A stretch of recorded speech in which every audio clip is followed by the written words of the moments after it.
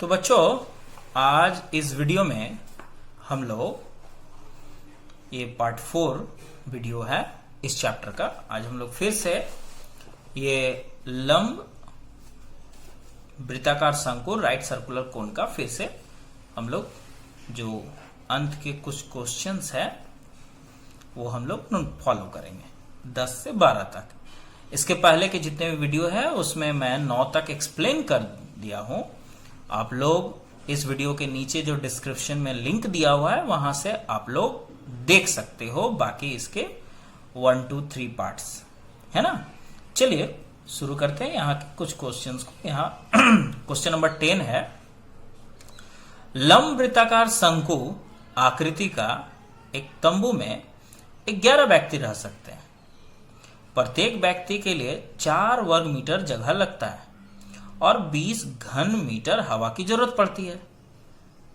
कुल 11 लोगों के लिए निर्मित तंबू की ऊंचाई कितनी होगी? बच्चों, पहले इस सवाल को आपको समझना है। यहां पर ये जो है इस तंबू में 11 आदमी रहते हैं और आप तंबू तो देखे हो ना, उसका जो नीचे वाला फ्लोर होता है, फर्श जो होता है, उस फर्श पर यदि खड़ा हो जाए तो एक आदमी 4 वर्ग मीटर जगह ले लेता है। तो इसका मतलब हुआ कि यदि 11 आदमी खड़ा हो जाए उस गोल नुमा फर्श पर, है ना, तंबू का जो आधार होता तो गोल ही ना होता है, तो उस पर 11 आदमी से ज्यादा खड़ा नहीं हो सकता। तो इसका मतलब 11 चौक 44 वर्ग मीटर जगह रहता है ना। मतलब आधार का जो क्षेत्रफल है वो 44 वर्ग मीटर है। ये चीज यहां से समझ में आया। साथ ही साथ एक आदमी जो है वो 20 घन मीटर हवा ले लेता है। तो आखिर उस तंबू में हवा कितना है, अर्थात हवा का, यदि देखिए बच्चों, तंबू के अंदर में जो हवा रहेगा वो उसके आयतन के बराबर रहेगा, है ना। तो यदि एक आदमी 20 घन मीटर हवा यूज कर सकता है तो उस हिसाब से यहां पर 11 आदमी है, तो 11 आदमी कितना यूज करेगा? 220 घन मीटर इतना हवा ले लेगा। इसका मतलब उस तंबू का जो आयतन है वो 220 घन मीटर है। तो ये दो चीज हम लोग को पता चला, है ना। तो चलिए यहां पर आप देख सकते हो कि एक तंबू है और इस तंबू का जो आधार है, इस आधार पर 11 लोग खड़े हो सकते हैं और एक आदमी खड़ा होता है तो यहां पर 4 वर्ग मीटर स्क्वायर जगह ले लेता है। तो इसमें 11 लोग खड़े होते हैं ऐसे ऐसे जगह करके, तो 11 लोग खड़े हो जाए तो ये पूरा कवर हो जाता है नीचे वाला इलाका। तो इसका मतलब हुआ कि हम लिख सकते हैं कि जो तंबू है के आधार का क्षेत्रफल,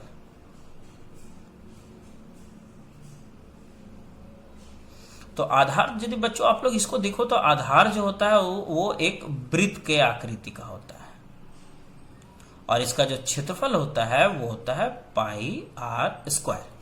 तो आधार का क्षेत्रफल क्या निकलेगा? तो एक इंसान 4 वर्ग मीटर जगह लेता है तो 11 इंसान 11 गुने 4 अर्थात 44 मीटर स्क्वायर जगह लेता है। तो ये समीकरण आपको इसे एक नंबर करके छोड़ देना है ना। इसी प्रकार तंबू का आयतन कहने का मतलब हुआ 1/3 पाई आर स्क्वायर एच, यही ना आयतन होता है। तो वो कैसे निकलेगा?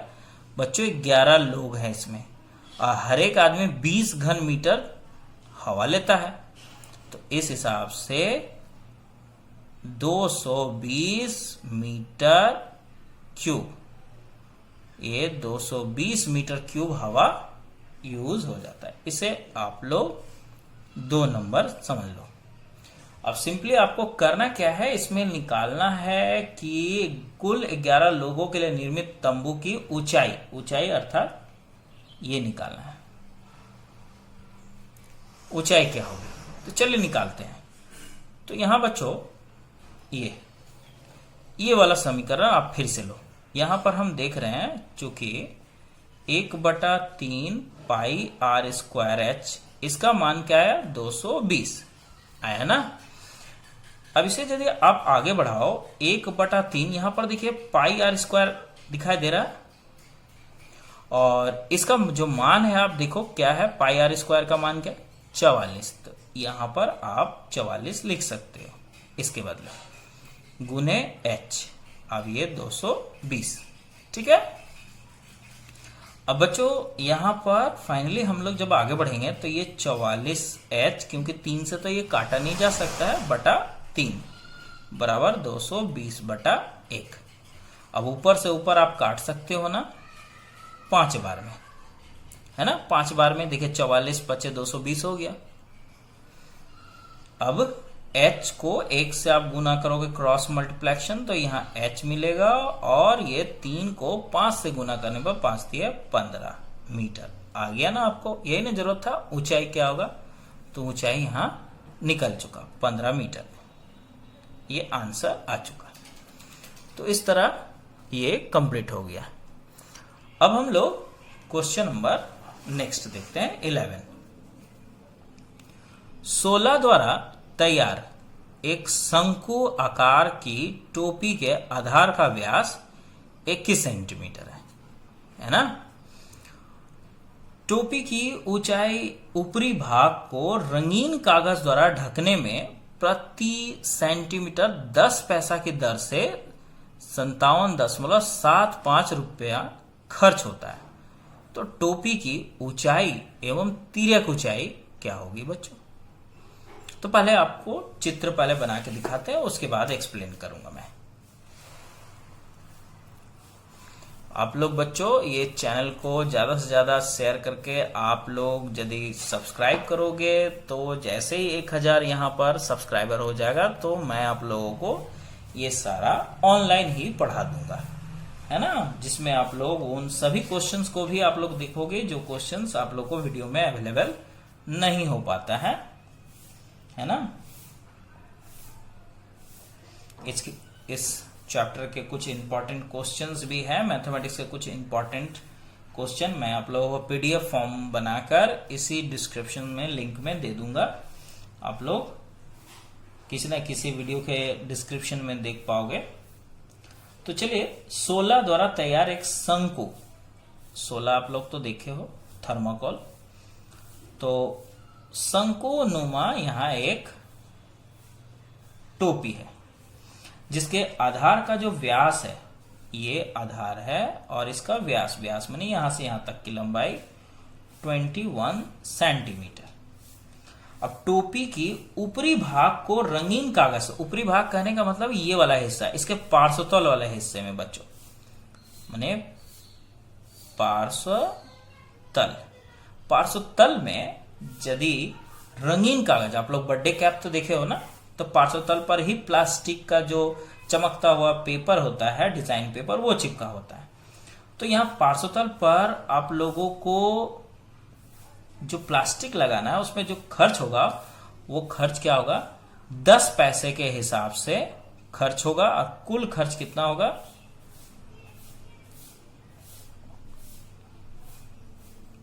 57.75 रुपया, ये कुल खर्च होगा बच्चों। तो इस तरह का सवाल हम पहले भी बता चुके हैं बच्चों, इस तरह का सवाल है ना। आप लोग इस तरह का सवाल 7 नंबर क्वेश्चन में भी दिखाई दे रहा है। और चलिए यहां पर आपको जो 10 पैसा है वो प्रति क्या है सेंटीमीटर, माने 1 सेंटीमीटर जगह पर आप लगाते हो पेपर, तो इस पैसे के हिसाब से पूरे पर खर्च होता है इतना। अब टोपी की ऊंचाई एवं तिर्यक ऊंचाई निकालना है। तो टोपी की ये ऊंचाई मतलब ऊंचाई h आपको निकालना है और तिर्यक ऊंचाई आपको निकालना है l, ये दोनों मान निकालना है, ठीक है ना। तो आप कैसे निकालोगे तिर्यक ऊंचाई, थोड़ा इधर से मैं लिख देता हूं, ये आपको निकालना है, ठीक है। तो कैसे आप निकालोगे चलो देखें। यहां पर इन दोनों चीजों से इसका पार्श्वतल का क्षेत्रफल पता चल जाएगा।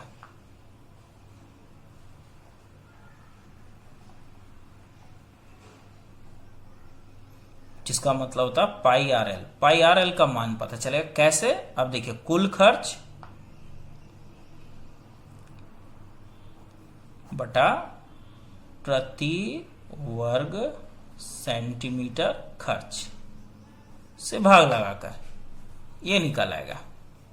तो कुल खर्च आपके सामने है 57.75 और प्रति सेंटीमीटर खर्च आप देख सकते हो 10 पैसा है बच्चों। अब ये पैसा है और ये रुपया है, तो आपको इसको भी रुपया में बदलना है। तो रुपया में बदलने के लिए बटा 100 कर देना है, तो ये रुपया में बदल जाएगा। तो कितना आसान हो गया। अब आपके सामने पाई आर एल का मान ये रहा। अब इसे सॉल्व करने से आपको कुछ ना कुछ मान पता चल जाएगा। चलिए आगे बढ़ते हैं, अर्थात एल का मान पता चलेगा। पाई का मान 22/7 और जो आर है मतलब अर्धव्यास वो यहां से मिलेगा। ये व्यास है, व्यास को आधा कर देना है अर्धव्यास गुने एल। एल का कोई मान नहीं है, इसे ऐसे ही रखना है। अब बच्चों यहां पर 57.75 गुने, यहां ये 0 से ये 0 यदि कटता है तो ये गुने 10 हो जाएगा और नीचे में बटा 1 आ जाएगा। तो नीचे 1 जरूरत नहीं पड़ता है। अब इसे आप हल करो तो इसका आप दशमलव हटा सकते हो, नीचे 1 लिखकर दशमलव के बाद यहां पर 2 0 बैठाकर आप हल कर सकते हो। ये 0 से ये 0 कटा। अब ये 2 से देखिए आप 11 बार में इसे काट सकते हो। ये 7 से 3 बार में कट सकता है। अब बच्चों आपके सामने ऊपर में 5775 है, इसमें आप डायरेक्ट 11 से आप भाग लगा के देख सकते हो।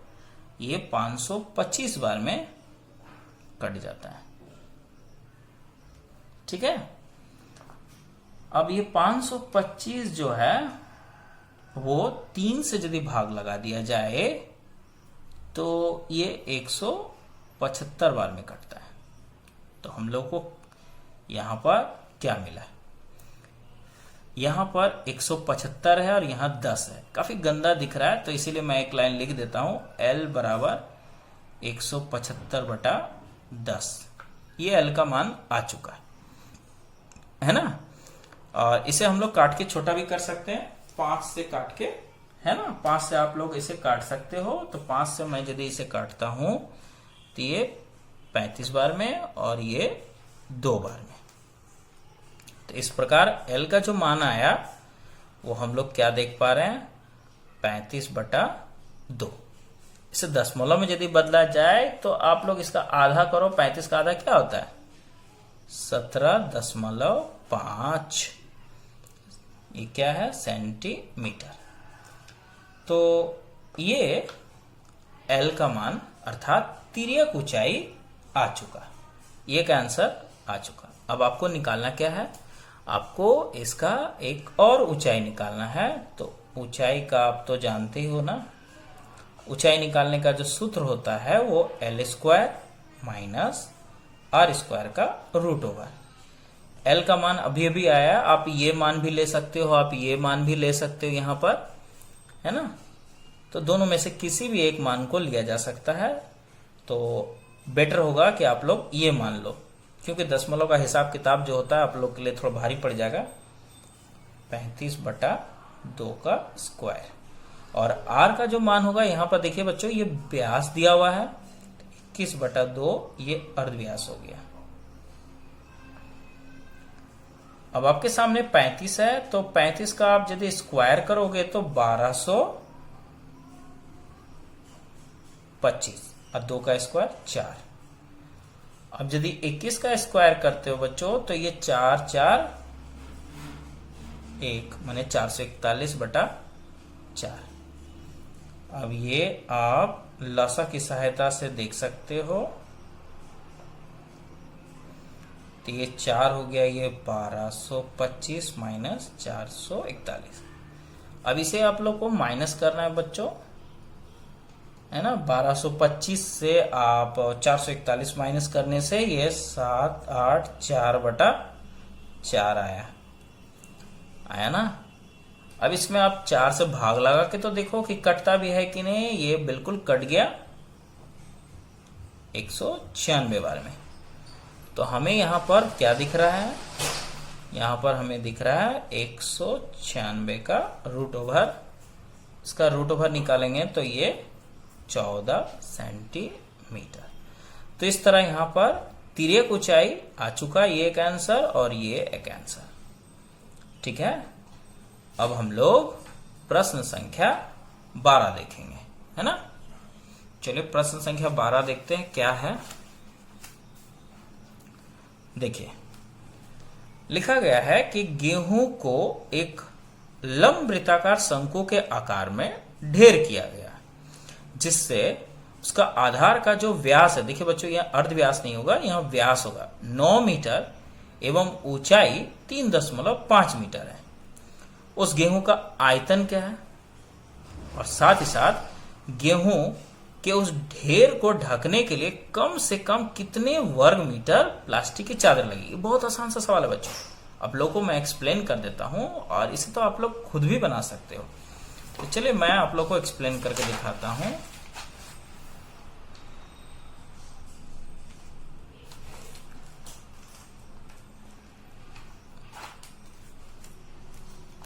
ये नंबर रहा, आया नंबर 12। तो बच्चों एक गेहूं को नीचे ढाला गया, यदि आप देखोगे नीचे ऊपर से किसी चीज से डालोगे तो गेहूं कुछ इस तरह का आकृति लेकर ढेर बना लेगा, ढेर हो जाएगा गेहूं का। अब इसमें जो दी गई तथ्य है वो व्यास दिया गया है, यहां से यहां तक जो है वो दिया गया लंबाई, ये 9 मीटर है। ठीक है, और साथ ही साथ जो इसकी ऊंचाई है वो दिया गया है 3.5 मीटर। अब आयतन पूछा जा रहा है। अब आयतन के लिए बच्चों यहां पर तो ये हम देख पा रहे हैं कि जो अर्धव्यास होगा अर्थात R वो 9/2 मीटर हो जाएगा, मतलब 9 का आधा। जबकि इसकी ऊंचाई जो है अर्थात H वो 3.5 मीटर हुआ। अब आपको आयतन निकालना है, तो यहां लिखेंगे गेहूं का आयतन। आयतन का सूत्र पता है ना, 1/3 पाई r² h। बच्चों 1/3 यहां पर पाई का जो वैल्यू होता है वो 22/7 नहीं लेना है, बल्कि आपको देखिए यहां पाई का वैल्यू लिखा हुआ है 3.14 का प्रयोग करना है। तो यहां 3.14 लिखना है, और r देखिए आपके सामने है 9/2 गुने 9/2, और ऊंचाई भी आपके सामने है 3.5, और ये चूंकि आयतन है तो ये घन मीटर। अब इसे हल करके आप लोग इसका आयतन ज्ञात कर लेना है। ठीक है, ये मैं नहीं बताऊंगा। अब आगे आते हैं, इसी में है कि गेहूं के उस ढेर को ढकने के लिए कम से कम कितने वर्ग मीटर प्लास्टिक की जरूरत पड़ेगी। बच्चों इसमें प्लास्टिक उतना ही ढकने में जरूरत पड़ेगा जितना इसका पार्श्वतल का क्षेत्रफल है। तो यदि पार्श्वतल का क्षेत्रफल निकाल लेते हो आप लोग, तो यहां पर आप लोग इसमें प्लास्टिक कितना जरूरत है वो पता लगा सकते हो। तो बच्चों यहां पर आपके सामने पार्श्वतल का क्षेत्रफल है, पार्श्वतल का क्षेत्रफल, ठीक है, या लिख सकते हैं यहां पर प्लास्टिक की आवश्यकता, कितना प्लास्टिक जरूरत है ये।